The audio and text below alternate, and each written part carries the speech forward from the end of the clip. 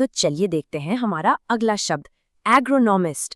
तो ये एग्रोनॉमिस्ट होता कौन है? सिंपली पुट, ये एक एक्सपर्ट होता है मिट्टी की साइंस यानी सॉइल मैनेजमेंट और फसल उगाने की साइंस यानी क्रॉप प्रोडक्शन में। आप इन्हें कृषि वैज्ञानिक भी कह सकते हैं। इनका मेन काम है किसानों को गाइड करना कि वो अपनी फसल की पैदावार यानी यील्ड कैसे बढ़ा सकते हैं, और वो भी सस्टेनेबल तरीके से, मतलब एनवायरनमेंट को नुकसान पहुंचाए बिना।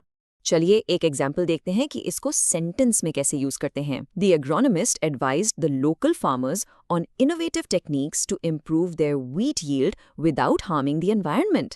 देखा आपने, यहाँ एग्रोनॉमिस्ट की एक्सपर्ट एडवाइस से किसान अपनी गेहूं की फसल तो बढ़ा ही रहे हैं, पर सबसे इंपॉर्टेंट बात, एनवायरनमेंट को बिना कोई नुकसान पहुंचाए। यही तो है साइंस और खेती का परफेक्ट मैच। ओके, एक और एग्जाम्पल देखते हैं। सुनिए, her research in soil science and crop genetics established her as a leading agronomist in the field of sustainable agriculture। इससे क्या पता चलता है कि एक एग्रोनॉमिस्ट का काम सिर्फ खेत तक ही सीमित नहीं है। वो सॉइल साइंस और क्रॉप जेनेटिक्स जैसे एडवांस्ड फील्ड्स में रिसर्च करके सस्टेनेबल एग्रीकल्चर में एक लीडर भी बन सकता है।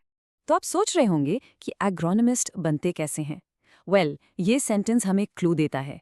To become an agronomist, one needs a strong foundation in biology, chemistry and environmental science। इससे साफ है कि इस काम के लिए सिर्फ खेती का एक्सपीरियंस काफ़ी नहीं है।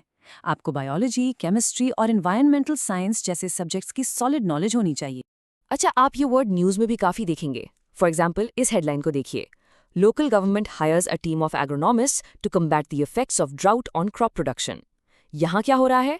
सरकार एग्रोनॉमिस्ट की एक टीम हायर कर रही है ताकि सूखे यानी ड्राउट से फसलों को बचाया जा सके। इससे पता चलता है कि इनका काम रियल वर्ल्ड प्रॉब्लम्स को सॉल्व करने के लिए कितना जरूरी है।